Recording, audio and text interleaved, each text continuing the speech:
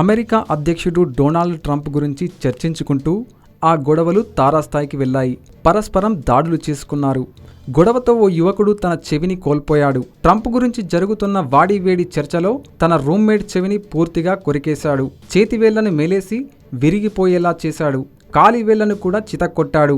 పొద్దున్నే ఉదయం 6:45 గంటల ప్రాంతంలో డొనాల్డ్ ట్రంప్ గురించి చర్చ పెట్టుకున్నారు. ఈ క్రమంలో ట్రంప్ మెక్సికన్లను అస్సలు ఓర్వడని దాడి చేసిన వ్యక్తి అన్నట్లు తెలిసింది.